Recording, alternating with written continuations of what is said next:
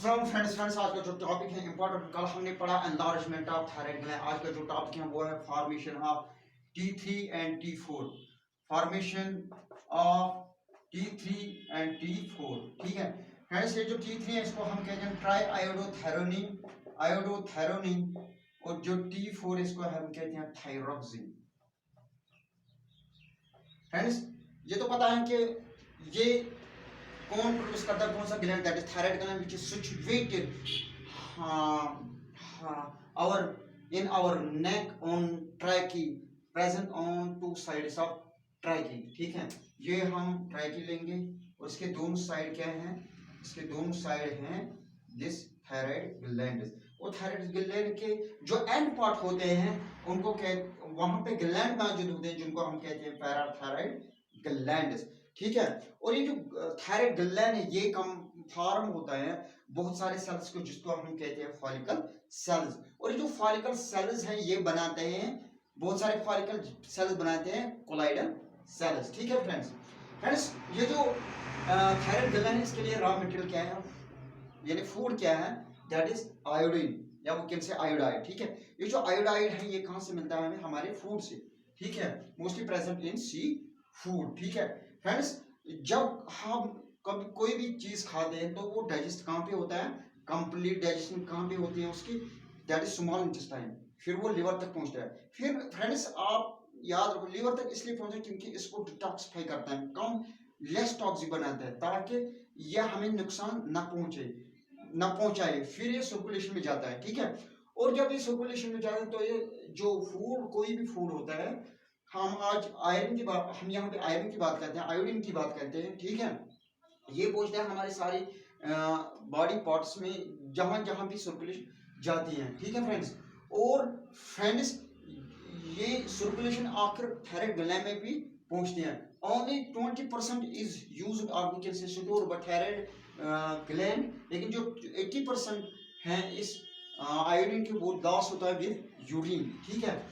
हम इसकी एक सेल लेंगे यहाँ पे जिसको हम कहते हैं फॉलिकल सेल्स, ठीक है। और फॉलिकल सेल्स के 3 साइड्स होते हैं, दैट इज ये हो गया बेसल पार्ट या बेसल मेम्ब्रेन, इसका आउटर मेम्ब्रेन बेसल मेम्ब्रेन, और ये हो गया इसका लेटरल मेम्ब्रेन या लेटरल पार्ट कहते हैं क्योंकि यहाँ पे इसके अटैच होते हैं दूसरी सेल, ठीक है, लेटरल मेम्ब्रेन या लेटरल पार्ट। और ये हो गया इपिकल पार्ट, ठीक है, इपिकल पार्ट, ठीक है, या इपिकल मेम्ब्रेन, ठीक है, क्योंकि यहाँ पे इसको ल्यूमिन अटैच होता है, ये ल्यूमिन होता है, ठीक है, उसी इसीलिए इसको कहते हैं इपिकल पार्ट, ठीक फ्रेंड्स। यहाँ सर्कुलेशन होते हैं जो थायराइड ग्लैंड में चली जाते हैं और इसमें क्या होता है आयोडीन, ठीक है फ्रेंड्स। ये जो आयोडीन है, आयोडाइड है, ये सीधे नहीं चला जाता है इस फॉलिकल सेल में, ठीक है, फॉलिकल सेल में, बल्कि ये ट्रांसपोर्टर्स के जरिए फॉलिकल सेल में चला जाता है, क्योंकि ये आयोडाइड जो होता है ये पॉजिटिव चार्जेड होता है, ठीक है। और जो बेसल मेम्ब्रेन होता है वहां पे transport, special transporter, positive transporter होते हैं फॉर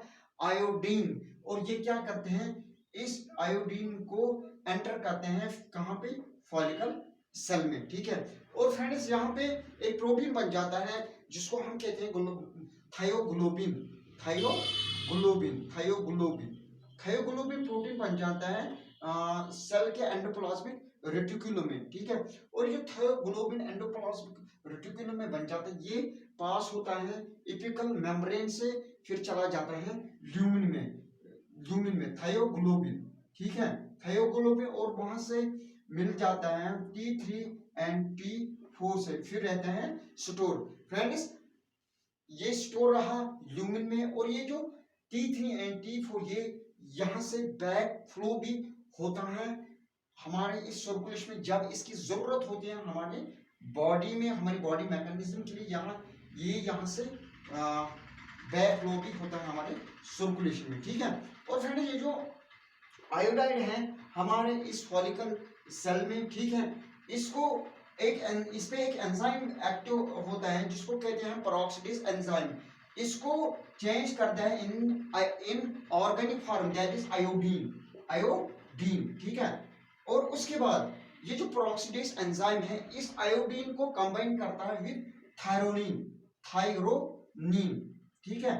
तो जब थायरोनिन को कंबाइन करते हैं, फ्यूज करता है यहाँ पे, तो बनाता है मोनो आयोडोथायरोनिन, मोनोआयोडोथायरोनिन, ठीक है।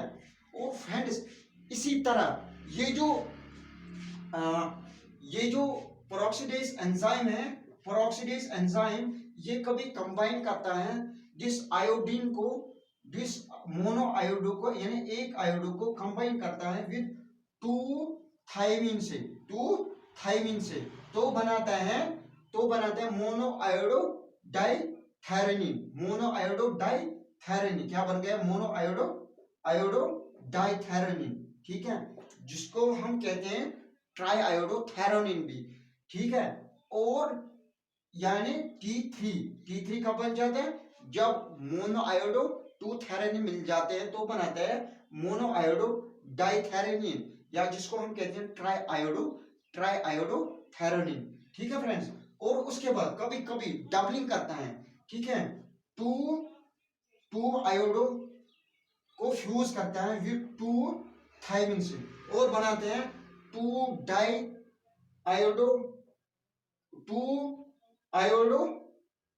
आयोडो डाइथायरोनिन, या जिसको हम कहते हैं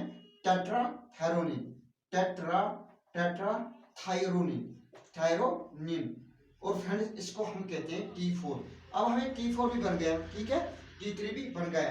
या कभी क्या होता है, ये जो मोनो आयोडो है इसको कंबाइन करता है, फ्यूज करता है विद 3 थायमिन से, वो बनाता है मोनो आयोडो ट्राइथायरोनिन। या कभी कभी क्या होता है, ये जो एक आयोडो होता है, मोनो आयोडो होता है, इसको कंबाइन करता है विद मल्टीपल थायमिन से, तो क्या बनाता है मोनो आयोडो मल्टीपल थायरोनिन। इसी तरह ये जो T3 एंड T4 हैं ये बन जाते हैं हमारे इस थायराइड ग्लैंड में। और इसके लिए जो मटेरियल होना चाहिए, रॉ फूड, वो क्या है? वो है iodine, which is very beneficial for our thyroid glandic function. इसलिए फ्रेंड्स अगर इसकी कमी हो गई तो ये एनलार्ज होता है। क्यों? क्योंकि ये जो थायराइड ग्लैंड है ये हार्मोन्स को इंक्रीज करता है। क्यों? क्योंकि ये ज्यादा से ज्यादा कैप्चर करे इस आयोडीन को, क्योंकि इसको फंक्शन करना है। या कभी कभी अगर आयोडीन ज्यादा हो गया, ठीक है, और तब भी ये फंक्शन करता है ज्यादा, ये हार्मोन्स लेवल को कम करता है, जिसकी वजह से हमारी इस थायराइड ग्लैंड में स्वेलिंग होती है। और फ्रेंड ये जो थायरोनिन है, ठीक है, ये जो thyronine comes from nucleus of T3 and T4, या we can say it's a base of T3 and T4। इस तरह हमारे T3 and T4 बन गया। Thank you to all of you.